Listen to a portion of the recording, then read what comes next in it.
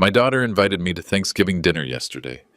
The first words she's spoken to me in 28 years. Her voicemail was sweet as honey. Daddy, I've been thinking about you so much lately. I heard about your good fortune, and well, maybe it's time we put the past behind us. Richard and I would love to have you join our family for Thanksgiving this Thursday. The children are so excited to finally meet their grandfather. I played that message 3 times. Each time, I found myself smiling just a little bit more. See, Victoria doesn't know that I've been doing some research of my own these past few weeks, and what I discovered about my loving daughter's life would make your blood run cold. If you've ever been betrayed by family, you'll want to hear how this ends. Hit subscribe because this gets so much worse before it gets better. But let me start at the beginning. 28 years ago, my daughter Victoria made me a choice. Get a respectable job or stay out of her life forever. I was 55 then, been working as a mechanic for 37 years. Had my own shop, Wilson's Auto Repair on Maple Street. Nothing fancy, but it kept food on the table and paid for Victoria's college education. Every penny of that $60,000 degree came from these hands, stained with motor oil and calloused from decades of honest work. But Victoria, she'd married Dr. Richard Hamilton fresh out of law school. Big house in Meadowbrook Estates, country club membership, the whole 9 yards. And suddenly, having a mechanic for a father didn't fit the image she was building. I remember that conversation like it was yesterday. She came to the shop wearing a $2,000 suit, wouldn't even sit down because she might get dirty. Dad, I need you to understand something. Richard's colleagues, the people we socialize with, they have certain expectations. I've worked too hard to build this life to have it undermined by this. She gestured around my shop like it was a crime scene. This is who I am, Victoria. This is who raised you. Well, you need to become someone else. Get a job at a bank or a car dealership, something with a tie and an office, or ... quote. She paused, checking her manicured nails. Or maybe it's better if we keep our distance until you figure it out. I told her I was proud of my work, told her these hands had fixed thousands of cars, helped countless families get back on the road, never cheated a customer in my life. She laughed, actually laughed. Dad, you don't understand. In my world, people judge you by what you do, and what you do is embarrassing. That was October 15th, 1995, the last real conversation we ever had. But I didn't give up, not right away. I started writing letters, every month for the first year, then every few months, then just birthdays and Christmas. I kept a logbook date sent, addresses tried. When she moved, I tracked down the new address. When she changed her name after marriage, I found her again. Every single letter came back marked, returned to sender. I tried calling. The numbers would work for a few months, then suddenly be disconnected. New numbers were always unlisted. I sent birthday cards for grandchildren I'd never met. Wedding gifts when I heard through old friends that Victoria had expanded her family. All returned. But here's the thing about being a mechanic. You learn to be methodical. You keep records. You document everything. And I documented every single attempt to reach my daughter over 28 years. I kept a banker's box in my closet. Every returned letter, organized by year in manila folders with neat labels. 1996 to 4 letters returned. 2001 birthday card and Christmas gift returned. 2010 graduation card for granddaughter returned. 28 years of rejection, filed away like service records. My wife Sarah used to beg me to stop trying. Tom, she's made her choice. Don't keep hurting yourself like this. But Sarah died 10 years ago, and Victoria didn't even know. How could she? We hadn't spoken in 18 years by then. I thought about telling her somehow. Thought she might want to know her mother had passed. But then I realized if Victoria thought I was too embarrassing to acknowledge while Sarah was alive, why would death change that? So I buried my wife alone. Just me, Jake Wilson from the shop next door, and a handful of old friends who actually knew who I was. The last letter I sent was 5 years ago, Victoria's 40th birthday. I wrote about Sarah, about how proud she'd always been of Victoria's success, how she'd kept a scrapbook of newspaper clippings whenever Victoria's law firm made the business section. That letter came back too, but this time there was something different about the envelope. Small pencil marks on the corner. like someone had started to open it, then changed their mind. I kept that letter separate from the others, put it in a frame on my kitchen table next to Sarah's picture. For 28 years, I told myself Victoria would come around eventually, that she'd realize family was more important than social status, that love would win out over embarrassment. I was wrong about that, but I was right about keeping records, because 3 weeks ago, everything changed, and suddenly my daughter, who'd been too ashamed to speak my name, was very interested in having a relationship again. October 15th, 2023. 28 years to the day since Victoria's ultimatum. The phone rang at 7:30 in the morning. Mr. Wilson. Son, this is attorney David Chen from Chen, Rodriguez and Associates in Boston. I'm calling about your uncle, Edward Wilson. Uncle Eddie, the only family I had left after Sarah died. He'd moved to Boston 15 years ago, said he wanted to see the ocean before he got too old to enjoy it. We talked every Sunday, sent each other birthday cards. He was the only person who remembered I existed. I'm afraid I have difficult news, Mr. Wilson. Edward passed away last Tuesday. Heart attack, very sudden. I sat down hard in my kitchen chair, staring at Sarah's picture and that framed letter from Victoria. He left specific instructions that you be contacted immediately regarding his estate. Mr. Wilson, your uncle has left you everything. His apartment building in Back Bay, his investment portfolio, cash assets. The total value is approximately $8.2 million. I thought I heard wrong. I'm sorry, did you say 8 million? 8.2 million, yes, sir. Your uncle was quite successful in real estate investment. He spoke of you often, Mr. Wilson. Said you were the only family member who stayed true to yourself. $8.2 million. Uncle Eddie, who I thought was just getting by on his pension, had built a fortune. The lawyer kept talking about probate and paperwork, but I wasn't really listening. I was thinking about Victoria's last words to me. Maybe it's better if we keep our distance until you figure it out. Well, I'd figured it out all right, just not the way she'd expected. The inheritance was public record. Had to be, for tax purposes. By October 18th, the Boston Herald ran a small item in their business section. Local real estate mogul leaves $8.2 million estate to nephew in Ohio. By October 20th, that story had been picked up by our local paper, the Meadowbrook Gazette. Same paper that used to run articles about Victoria's law firm.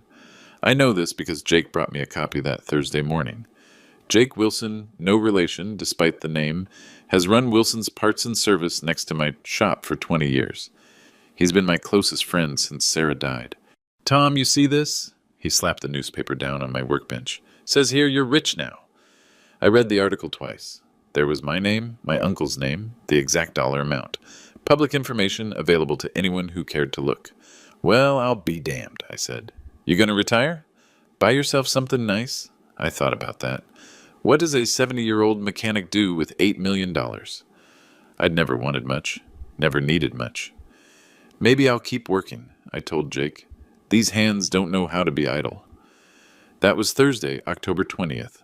The article ran that morning. Victoria called that same evening. I almost didn't answer. The number wasn't in my phone, and I don't usually take unknown calls after dinner, but something made me pick up. Daddy? 28 years since I'd heard that voice. It sounded different now. Older, careful. Daddy, it's Victoria. Victoria Hamilton. Your daughter? Like I might have forgotten. I heard about Uncle Eddie. I'm so sorry for your loss. I know how much he meant to you. Funny thing was, she'd never met Uncle Eddie. Never even knew I stayed in touch with him, but now she was sorry for my loss.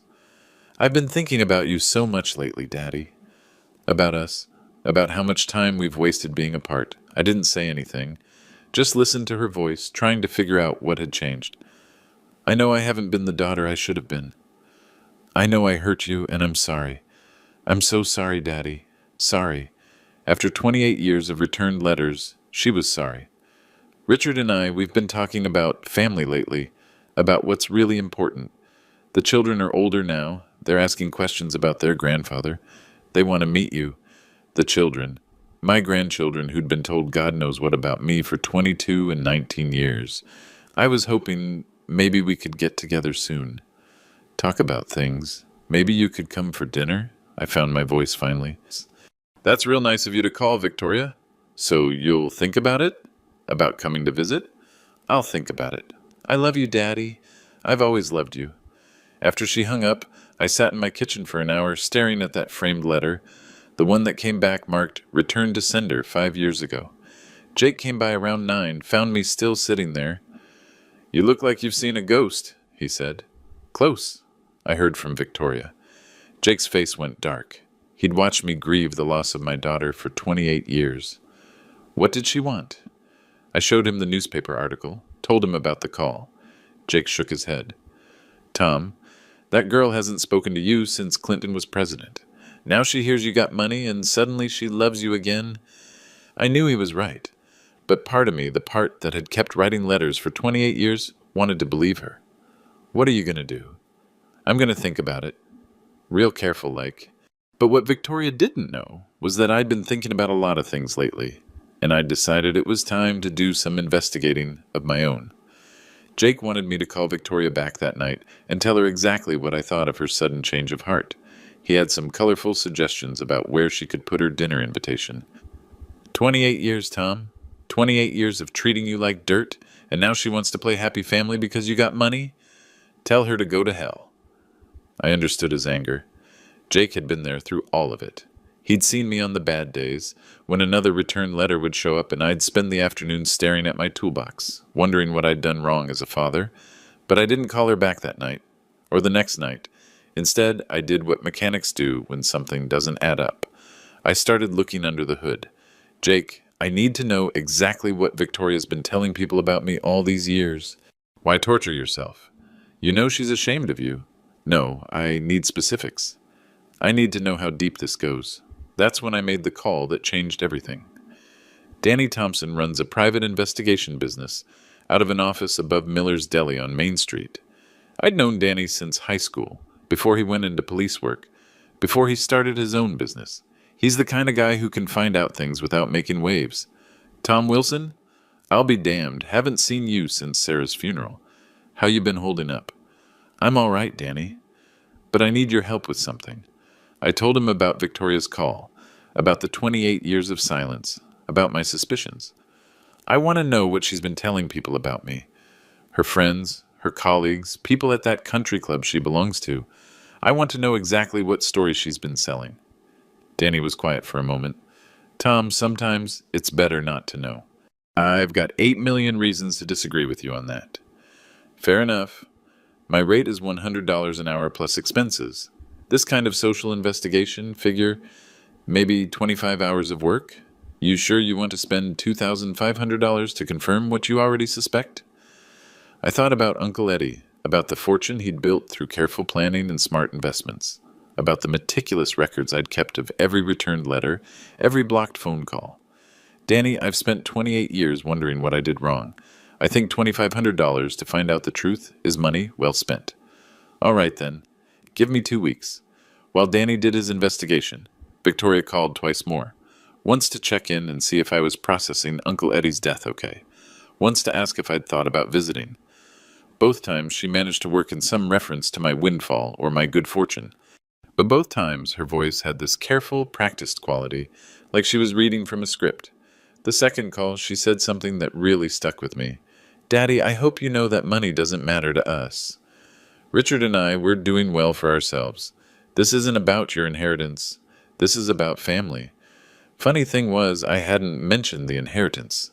She brought it up both times. After that second call, I went to my closet and pulled out that banker's box. 28 years of returned letters, organized by year.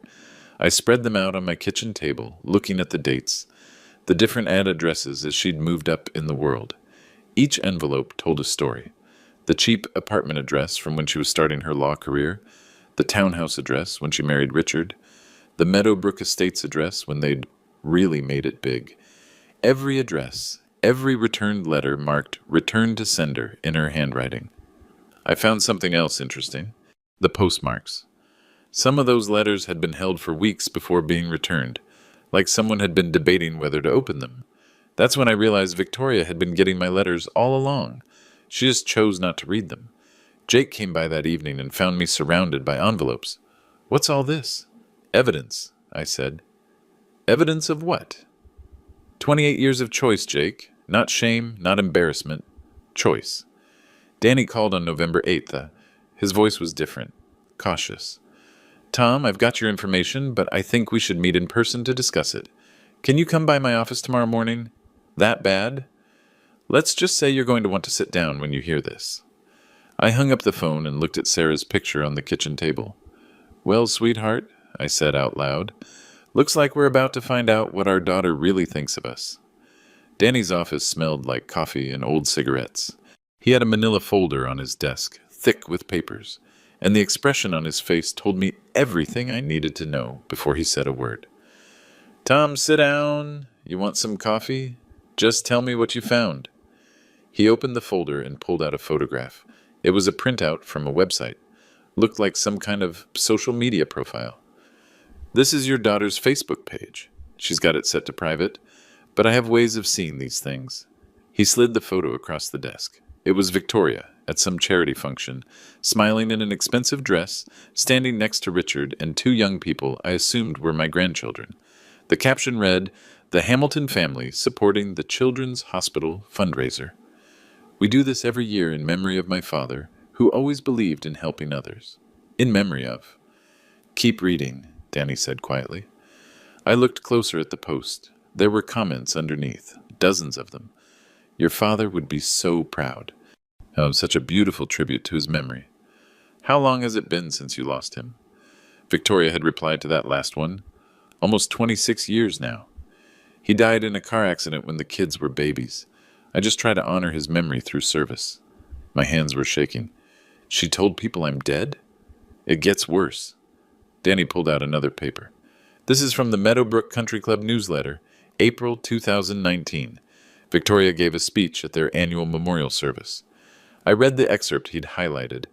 Victoria Hamilton spoke movingly about losing her father at a young age and how his death taught her to value every moment with family.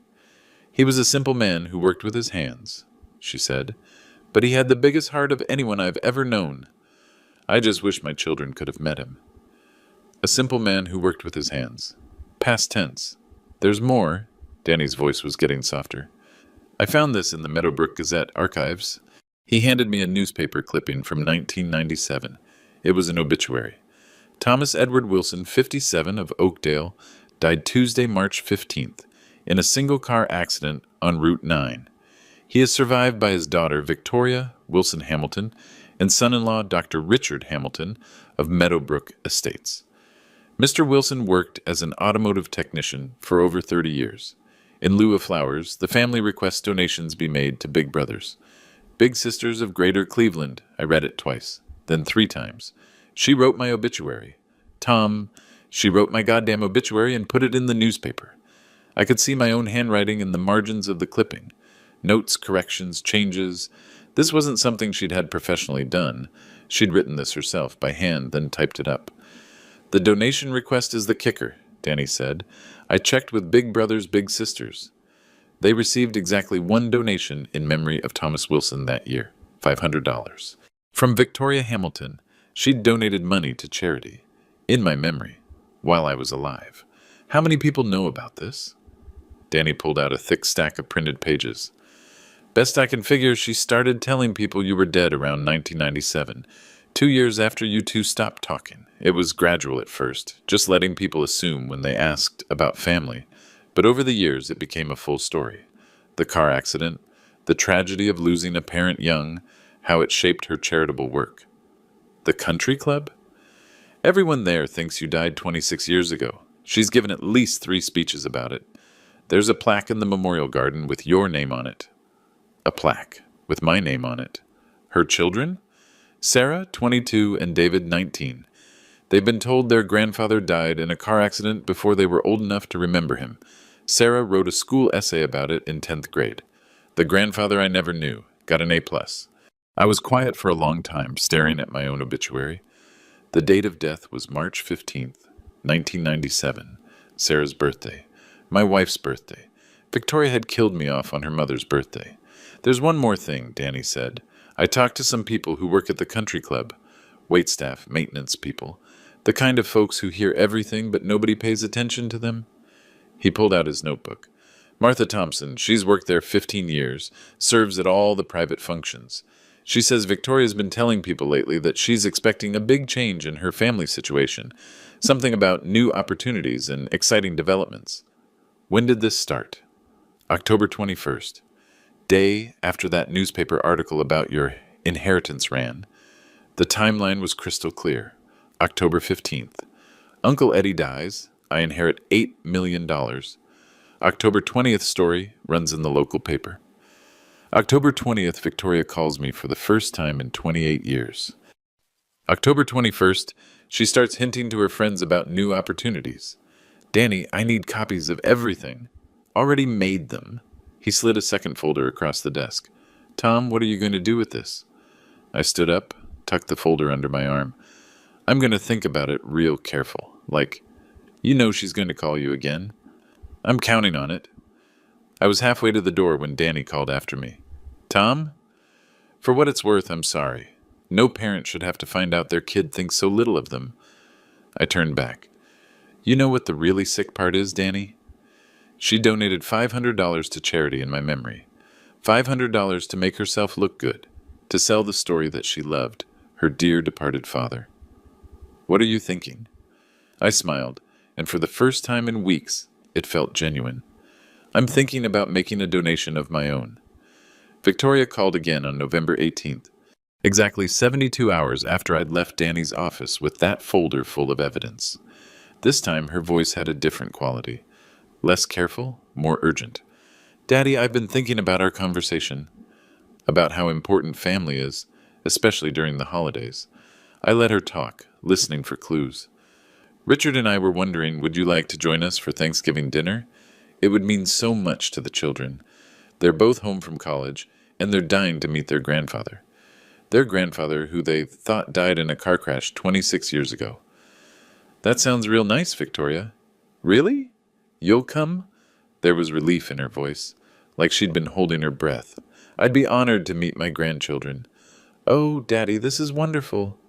We're having dinner at 2 o'clock. Dress is casual, just family. Well, we're having a few friends over too, the Hendersons, the Davises from the country club, Dr. Martinez and his wife. Just people who've become like family to us over the years. Interesting. Not just family dinner, a performance for the country club crowd. That's a lot of people, Victoria. Oh, you'll love them. They're all so excited to finally meet you after hearing so much about you over the years. After hearing so much about me. Right. Actually, Victoria, I'd like to bring someone too, if that's okay. Silence on the other end of the line. Bring someone. My friend Jake. Jake Wilson. He's been like a brother to me, especially since your mother passed. Well, I suppose that would be fine. Does he know about your recent good fortune? There it was, the thing she couldn't help asking about. Jake doesn't care about money, Victoria. He's just a good friend. Of course he is. It's just, well, some people might have expectations when they hear about your inheritance, and I want to protect you from anyone who might try to take advantage. I almost laughed out loud. Victoria Hamilton, protecting me from people who might take advantage. I appreciate your concern, but Jake's not like that. He's been there for me when nobody else was. Another silence. Well then, we'll see you both at 2 o'clock on Thursday. 1247 Maple Ridge Drive. It's the big Tudor house with the circular driveway. I know where you live, Victoria. I've driven by a few times over the years. You have? Man gets curious about his daughter's life, even when she doesn't want him in it. Daddy, I see you Thursday, sweetheart. After I hung up, I called Jake. She invited you to Thanksgiving dinner? Tom, this smells like a trap. It is a trap, but not the kind she thinks she's setting. I told him about Danny's investigation, about the obituary, about the plaque with my name on it at the country club. Jake was quiet for a long time. Finally, Jesus Christ, Tom. She really told people you were dead? For 26 years. And now she wants me to come to dinner and play grandpa for her friends from the country club. The same people who think they've been mourning my memory all these years. What are you going to do? I'm going to go to dinner. And I'm going to bring that folder Danny gave me, every page of it. You want me to come with you? I need you there, Jake. I need a witness to what happens next. What's going to happen next? I looked at Danny's folder, spread out on my kitchen table next to Sarah's picture, and that framed letter from 5 years ago. Victoria's been telling stories about me for 26 years. Time somebody told the truth for a change. Tom, these are rich people, powerful people. Victoria's husband is a respected doctor. She's got connections all over town. You sure you want to go to war with people like that? I thought about Uncle Eddie, about the $8.2 million he'd left me, because I was the only family member who stayed true to himself. Jake, I've been dead for 26 years. What have I got to lose? The next morning, Jake came by the shop with interesting news. You know Martha Thompson? Works at the country club, serves all their fancy dinners. I knew Martha. She'd been bringing her old Buick to my shop for years, always paid in cash, always tipped me extra around Christmas. What about her? She stopped by this morning. Wanted you to know there's been some interesting chatter at the club. Jake pulled out a folded napkin with notes scribbled on it in Martha's handwriting. She wrote down what she heard yesterday. Victoria had lunch with 3 other wives, Mrs. Henderson, Mrs. Davis, and Dr. Martinez's wife. Apparently your daughter had quite a story to tell. I read Martha's notes. The handwriting was shaky, but the words were clear enough. She told them her father reached out after years of estrangement, said he'd come into some money and wanted to reconcile before it was too late. Made it sound like you were the one who'd been keeping the distance all these years. Of course she did. Gets better. According to Martha, Victoria said you'd been struggling with pride and regret, and finally realized family was more important than old grudges. She painted herself as the forgiving daughter, graciously welcoming back her stubborn father. I crumpled up the napkin, then smoothed it out again. Evidence was evidence. Martha heard anything else? Yeah. Mrs. Henderson asked about your health, whether you were sick or something since you were suddenly interested in reconciling. Victoria got real quiet, then said she couldn't discuss details, but that time was precious and she didn't want to waste any more of it holding grudges. So now I was dying. Perfect. Martha wanted you to know something else. After lunch, Victoria made some phone calls. Martha was clearing tables nearby, heard her talking to someone about managing expectations and making sure Thursday's dinner went smoothly. Managing expectations? Jake nodded. Sounded like she was coaching someone on what to say and what not to say. Martha thinks she was talking to her husband. That afternoon, I got a call from someone I hadn't heard from in 15 years. Bill Patterson used to work at the insurance office downtown before he retired. Tom, hope you don't mind me calling. I heard through the grapevine that you and Victoria are patching things up. Word travels fast. Small town, you know how it is. Listen, I wanted to give you a heads up about something. My wife plays bridge with some of the ladies from the country club. Apparently there's been some talk about you and Victoria over the years. What kind of talk? Bill was quiet for a moment. Tom, I don't know if you want to hear this. I want to hear it. Victoria's been telling people for years that you had problems. Drinking problems. Maybe some mental health issues after Sarah died. Said that's why she had to keep her distance. To protect her children. Another lie. Another layer to the story she'd been building.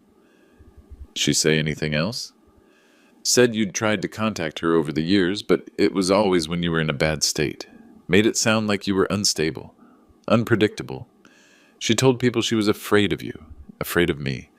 The man who'd never raised his voice to her, never lifted a hand to her, never done anything but love her and support her dreams. Bill, thanks for telling me. Tom?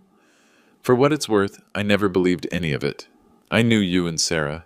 I knew what kind of man you were. After I hung up, I called Danny. I need you to add something to that investigation. I want to know every story Victoria's told about me over the years. Not just the death story. Everything. Tom, you sure you want to dig deeper into this? What you've got already is pretty damning. I want it all, Danny. Every lie, every excuse, every story she's used to explain why her father wasn't in her life. I want the complete picture. Give me 2 days. That evening, Jake and I sat in my kitchen, going through Danny's original folder one more time. You know what this is really about? Jake said, holding up the fake obituary. This isn't just about being ashamed of you being a mechanic. This is about her not wanting to explain why she cut her father out of her life. It's easier to tell people you're dead than to admit she chose money and status over family. He was right. The obituary, the charity donation, the memorial plaque, it was all about creating a narrative where she was the victim of tragedy, not the architect of abandonment. Thursday's going to be interesting, I said. You ready for this? I looked at Sarah's picture, at that framed returned letter, at the evidence spread across my table. I've been ready for 28 years. Danny called back Wednesday morning with his final report. His voice was grim. Tom, I've got everything you asked for, but I'm warning you, this is going to hurt. I met him at his office one more time. The folder was twice as thick now. I talked to 12 different people who've known Victoria over the past 28 years. Neighbors, country club members, people from her law firm, parents from her kids' schools. The stories are consistent, but they've evolved over time. Danny spread out a timeline he'd created, with dates and quotes written in neat handwriting. 1995 to 1997. Victoria told people her father was difficult, and they were working through some issues. She played the patient daughter trying to help a troubled parent. 1997 to 2000. After the fake obituary, she started talking about your tragic death and how it had affected her. She used it to explain why she was so focused on her career, so protective of her family. 2000 to 2010. The story got more elaborate. You became a troubled man who struggled with demons, but who loved his family deeply. She started the charity donations, the memorial speeches. 2010 to present, you became a saint. The hard-working father who sacrificed everything for his daughter's education.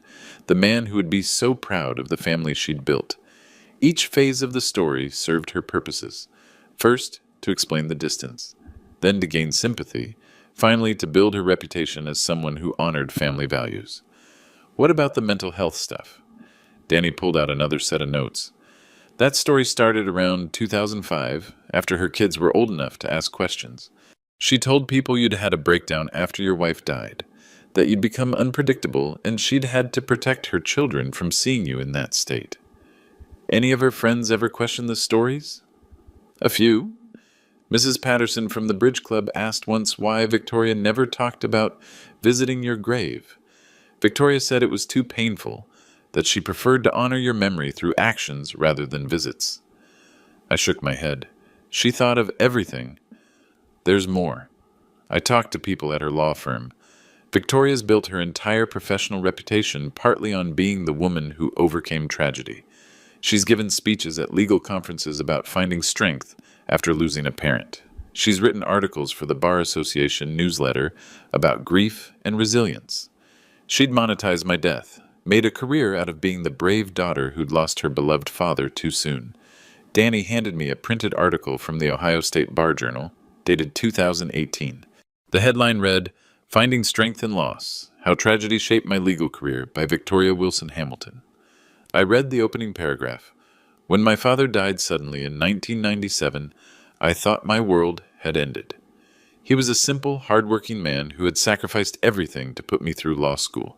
His death taught me that life is fragile, that we must make the most of every opportunity we're given. She's been dining out on my corpse for 26 years. The charity angle is extensive too. Besides the original $500 to Big Brothers Big Sisters, she's made annual donations in your memory to various organizations. Always small amounts, $500 here, $1,000 there, but always public, always with your name attached. Danny showed me a stack of charity acknowledgement letters. Tom Wilson Memorial Scholarship Fund at the local community college. Thomas Wilson Workshop for Disadvantaged Youth at the Boys and Girls Club. Always presented as coming from his loving daughter, Victoria. She's raised about $15,000 over the years, all in your name, and she gets to deduct it all from her taxes while building her reputation as someone who honors family values. I sat back in my chair, overwhelmed by the scope of it. Danny, I need copies of everything. Every timeline, every quote, every charity receipt. Already done. He handed me a briefcase, a proper lawyer's briefcase, black leather with brass corners. Organized chronologically with tabs for easy reference. The original timeline, witness statements, copies of all the articles and speeches, charity documentation, the fake obituary, everything. I opened the briefcase. 28 years of lies, organized as meticulously as I'd organized 28 years of return letters. What are you going to do with all this? I closed the briefcase and stood up. I'm going to give Victoria exactly what she's been asking for all these years, which is a family reunion she'll never forget. Tomorrow was Thanksgiving. Time to see what my resurrection looked like to the people who'd been mourning my memory. Thursday, November 23rd, 2 o'clock sharp. Jake and I pulled up to 1247 Maple Ridge Drive in my 15-year-old F-150. The circular driveway was already crowded with luxury cars, a Mercedes S-Class, a BMW X7, a Tesla Model S, and what looked like a Porsche 911. My truck looked like it had wandered into the wrong neighborhood. You sure about this, Tom? I patted the briefcase on the seat between us. Never been more sure of anything in my life. Victoria's house was everything I'd expected. Tudor style, probably worth $2.5 million, with perfectly manicured landscaping and a front door that cost more than most people's cars. I wore my best clothes, khakis, a button-down shirt, and the sport coat Sarah had bought me for our 40th wedding anniversary. Jake wore his cleanest flannel and jeans. We looked exactly like what we were, working-class men in a rich neighborhood. Victoria answered the door wearing a cream-colored cashmere sweater and pearls that probably cost more than I made in a month, back when I cared about money. "Daddy," she threw her arms around me like we were in a movie. "I'm so happy you came." Over her shoulder, I could see the living room full of people. 12 guests, just like she'd said. Men in expensive suits, women in designer dresses, everyone holding crystal wine glasses and looking like they'd stepped out of a country club magazine. "Everyone, he's here. My father is here." The room went quiet. Every face turned toward me with expressions I couldn't quite read. Curiosity, maybe, or confusion. "Daddy, I want you to meet some of our dearest friends. This is William Davis, president of the Meadowbrook Country Club." A tall man with silver hair stepped forward, extending his hand. "Mr. Wilson." "Sound. Victoria has told us so much about you over the years." I shook his hand. "I bet she has. And this is Dr. Richard Martinez and his wife Susan. And the Hendersons, Paul and Margaret. Everyone, this is my father, Tom Wilson, a woman in a black cocktail dress." Mrs. Henderson, I assumed, looked at me with wide eyes. "Victoria, I thought, didn't you say your father had passed away?" "Yes? Well, that's a long story." Victoria's laugh sounded forced. There was a misunderstanding. A miscommunication that lasted far too long. Miscommunication. That's what 28 years of return letters was. "Richard, come meet my father." Dr. Richard Hamilton was exactly what I'd expected. Tall, distinguished, expensive suit, firm handshake, the kind of man who'd never had grease under his fingernails. "Mr. Wilson, it's a pleasure to finally meet you." "Likewise. And these are our children, your grandchildren, Sarah and David." Two young adults stepped forward, both looking uncertain. They had Victoria's eyes, but something softer in their faces. "Hi, Grandpa." Sarah's voice was tentative. "We've heard so much about you." "Have you now? What kind of things have you heard?" Before Sarah could answer, Victoria jumped in. "Why don't we all move to the dining room? Dinner is ready." The dining room was something out of a magazine. Waterford crystal, bone china, silver candlesticks, a centerpiece that probably cost more than my monthly grocery bill. 12 place settings around a table that could have hosted a diplomatic summit. They'd seated me at the head of the table, the guest of honor. "Daddy, would you like to say grace?" I looked around the table at 12 faces, all watching me. These people who'd been hearing stories about me for decades, who thought they'd been mourning my memory. I'd be honored. I stood up, briefcase at my feet, and every head bowed. "Lord, thank you for this food, this family, and this opportunity to finally meet all the people who have been so important to Victoria's life. Thank you for bringing us all together on this day of gratitude, and thank you for the chance to finally tell the truth. Amen." A chorus of amens around the table, but I noticed a few puzzled glances at my reference to finally telling the truth. As we ate, the conversation was polite, careful. People asked about my health, my plans for retirement, my thoughts on my good fortune. Victoria kept steering the conversation away from anything too specific about our past. "Daddy's always been so modest about his accomplishments," she said when Dr. Martinez asked about my work. "He's the kind of man who just quietly goes about making the world a better place." "What kind of work did you do, mister?" "Wilson? Mrs. Henderson asked. Before I could answer, Victoria jumped in again. He was in automotive services. Very successful. Automotive services. Not a mechanic. That would be too embarrassing. After dinner, Victoria stood up with her wine glass. Everyone, I'd like to propose a toast. To my father, who has always been my hero and my inspiration. To second chances, to family, and to the love that never dies, even when we're separated by time and circumstances. Everyone raised their glasses. To Tom, to family, to second chances. I stood up slowly, glass in my hand. Thank you, Victoria. That was beautiful, really beautiful. You know, I've been looking forward to this moment for a very long time. The chance to finally meet all these wonderful people who've been such an important part of my daughter's life. I paused, looking around the table. People who've heard so much about me over the years. In fact, I'm curious, what exactly have you all heard about me? The table went quiet. Victoria's smile froze. Daddy, maybe we should... No, sweetheart, I'm genuinely curious. Mr. Davis, what has Victoria told you about her father? William Davis looked uncomfortable. Well, she's spoken of you often, with great love and admiration. That's wonderful to hear. What else? She's mentioned how much you sacrificed for her education, how proud you were of her success. Were. Past tense. Interesting choice of words. I reached down and picked up the briefcase, setting it on the table next to my plate. Mrs. Henderson, Victoria mentioned you've known each other for quite a while. What has she told you about her family history? Mrs. Henderson's face went pale. Well, she's mentioned losing her father at a young age, how it shaped her commitment to family values. Losing her father. When did she lose her father, Mrs. Henderson? I believe she said in the late 90s, a car accident? I opened the briefcase and pulled out the fake obituary, passing it down the table to Mrs. Henderson. This car accident? Mrs. Henderson read the obituary, her face growing paler. She passed it to the person next to her. Victoria, Dr. Martinez said quietly, I don't understand. This obituary is dated 1997, but you're here, you're alive. Victoria was gripping her wine glass so hard I thought it might shatter. Daddy, what are you doing? I'm telling the truth, sweetheart. Something that's been in short supply around here for 28 years. I pulled out more papers from the briefcase. The timeline Danny had created, the charity receipts, the articles Victoria had written about overcoming the loss of her beloved father.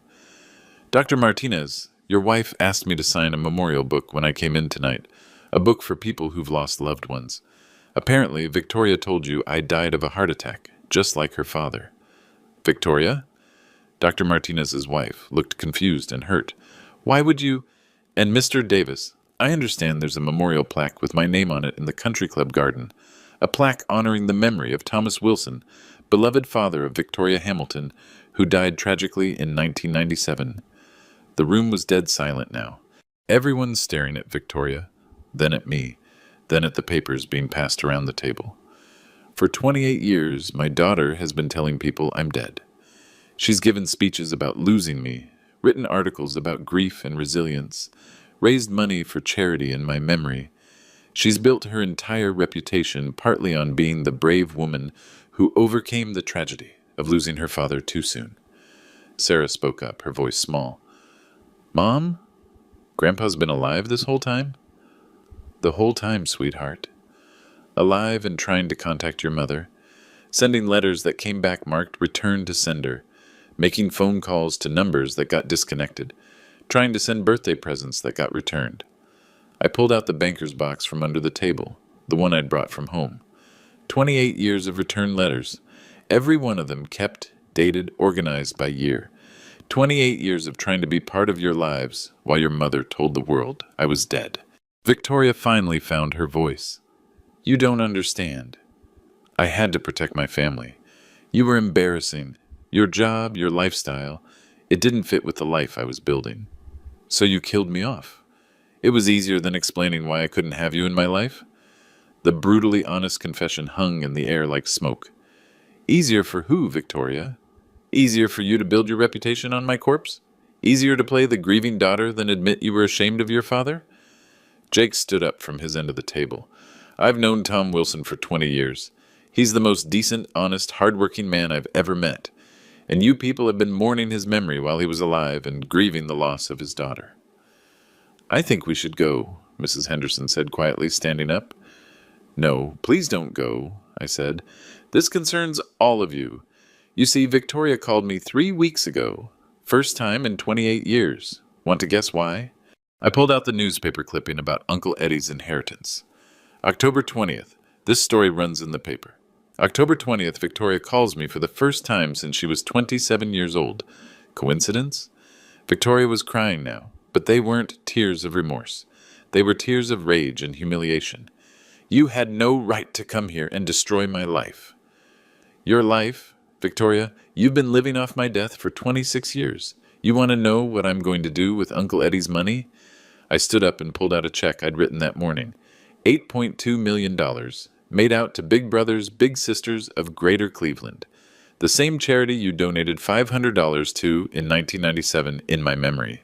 I held up the check for everyone to see. "I'm donating every penny of my inheritance to help kids who don't have fathers in their lives. Kids like my grandchildren, who were told their grandfather was dead.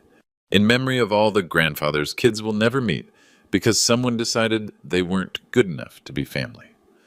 The silence in that room was deafening. "Victoria, you had 28 years to have a father. You chose status over family, appearances over love.